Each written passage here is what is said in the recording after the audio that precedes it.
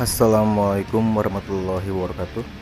Warga YouTube, baru-baru ini kita diramaikan dengan kasus persidangan Verdi Sambo. Nah, dalam persidangan itu ada beberapa hal yang mungkin saja baru kita dengar istilahnya. Nah, apa saja itu? Langsung aja kita ke pembahasan pertama, yaitu justice kolaborator.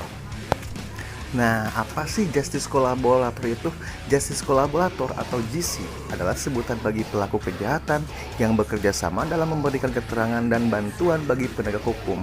Nah, selanjutnya si JC ini akan memperoleh penghargaan yang dapat berupa penjatuhan pidana percobaan bersyarat khusus, pemberian remisi dan asimilasi, pembebasan bersyarat, penjatuhan pidana paling ringan di antara terdakwa lain yang terbukti bersalah. Munculnya eksistensi JC ini didasari oleh beberapa ketentuan meliputi: pertama, pasal 37 ayat 2 UNCAC 2003 yang berbunyi mempertimbangkan pemberian kemungkinan dalam kasus-kasus tertentu mengurangi hukuman dari seorang pelaku memberikan kerjasama yang substansial dalam penyelidikan atau penuntutan. Kedua, pasal 37 ayat 3 UNCAC 2003 yang berbunyi sesuai dengan prinsip-prinsip dasar hukum nasionalnya untuk memberikan kekebalan penuntutan bagi pelaku yang memberikan kerjasama substansial dalam penyelidikan atau penuntutan. Yang ketiga, pasal 10 Undang-Undang Nomor 13 Tahun 2006 tentang perlindungan saksi dan korban. Nah, selanjutnya ada istilah saksi mahkota. Nah, saksi mahkota ini adalah tersangka dan atau terdakwa yang menjadi saksi untuk tersangka dan atau terdakwa lain yang bersama-sama melakukan suatu perbuatan pidana.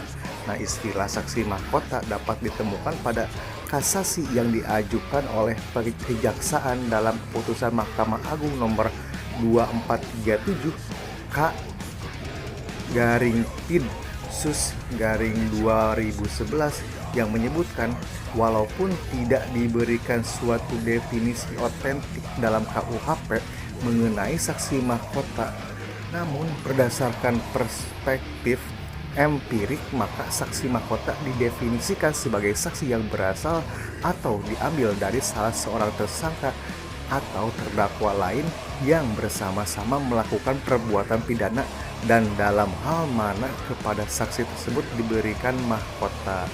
Nah, mahkota yang dimaksud itu bukan mahkota seperti mahkota pada masa-masa kerajaan, namun mahkota yang dimaksud adalah dalam bentuk tindakan penuntutan terhadap perkara atau diberikannya suatu tuntutan yang sangat ringan kepada perkaranya, dilimpahkan kepada pengadilan atau dimaafkan atas kesalahan yang pernah dilakukan. Kemudian ada istilah saksi yang meringankan. Nah, saksi yang meringankan ini adalah saksi yang dipilih dan diajukan oleh penuntut umum dengan keterangan atau kesaksian yang diberikan akan memberatkan terdakwa. Selain itu ada juga saksi yang meringankan.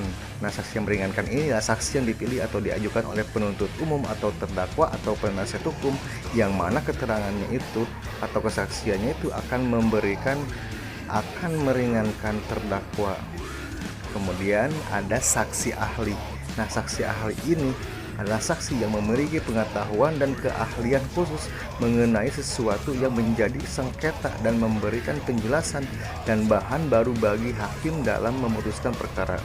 Selain itu, ada juga istilah saksi korban. Nah, saksi korban ini adalah disebut sebagai saksi karena status korban di pengadilan sebagai saksi yang kebetulan mendengar atau melihat atau mengalami sendiri peristiwa tersebut.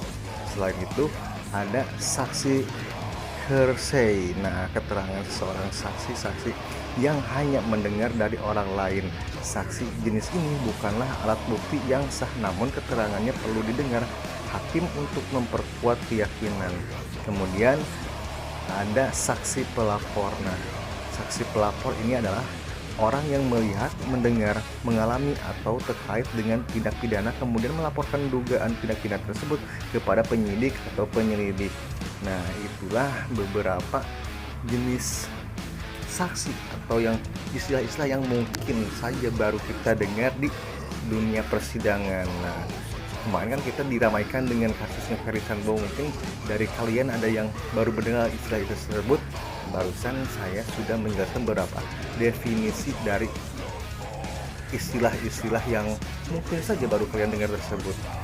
Demikianlah video yang saya buat kali ini, mudah-mudahan bermanfaat buat kita semua. Akhir kata, wassalamualaikum warahmatullahi wabarakatuh.